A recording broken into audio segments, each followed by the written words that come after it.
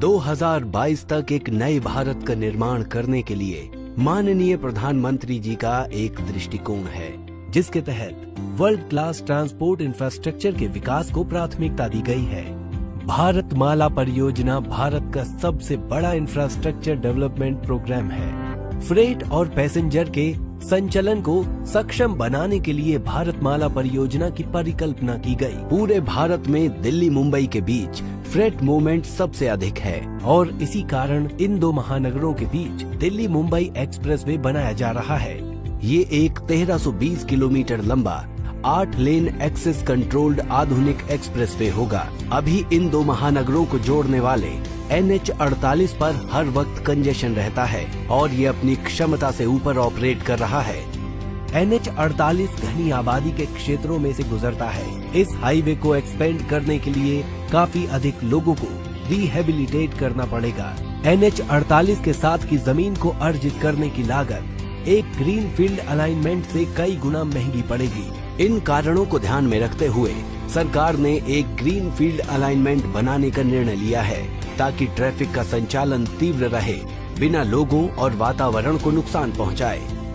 देश को करीब लाने के लक्ष्य से दिल्ली मुंबई एक्सप्रेसवे बड़े आर्थिक केंद्रों के बीच की दूरी और यात्रा के समय को काफी कम कर देगा। ये एक्सप्रेसवे दिल्ली और मुंबई के बीच यात्रा के समय को 24 घंटे से 13 घंटे कर देगा। दिल्ली और वडोदरा के बीच 18 घंटे से 9 घंटे और दिल्ली और भोपाल के बीच समय को 14 घंटे से 6 घंटे कर देगा।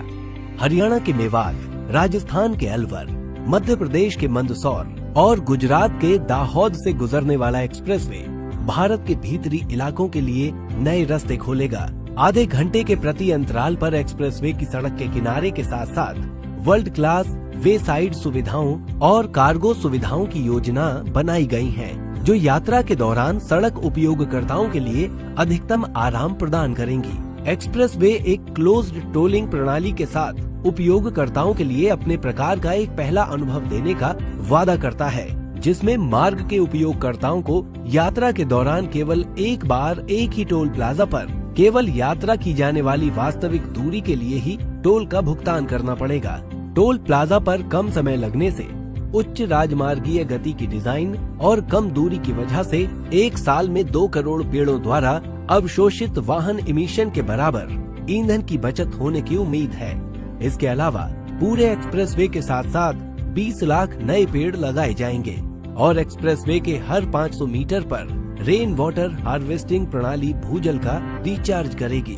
भूस्वामियों के लिए निष्पक्षता से भूमि माप सुनिश्चित करने के लिए ड्रोन सर्वेक्षण, लिडार और भू अभिलेखों के डिजिटलीकरण जैसी आधुनिक तकनीकों का उपयोग किया गया है, जिससे भूमि अधिग्रहण उच्च सटीकता और तेजी से पूरा किया जा रहा है। डिजिटल इंडिया के लिए माननीय प्रधानमंत्री जी के दृष्टिकोण के अनुसार भूमि मालिकों को मुआवजे के लिए पूरा मुआवजा डिजिटल रूप से किया जा रहा है और पैसे सीधे उनके बैंक खातों में स्थानांतरित किए जा रहे हैं। दिल्ली मुंबई एक्सप्रेसवे का निर्माण अत्यधिक टिकाऊ, अत्याधुनिक परपेचुअल पेवमेंट पर किया जा रहा है, जिसे 50 वर्षों तक की अवधि में रख रखाव की आवश्यकताओं को कम करने के लिए डिजाइन किया गया है।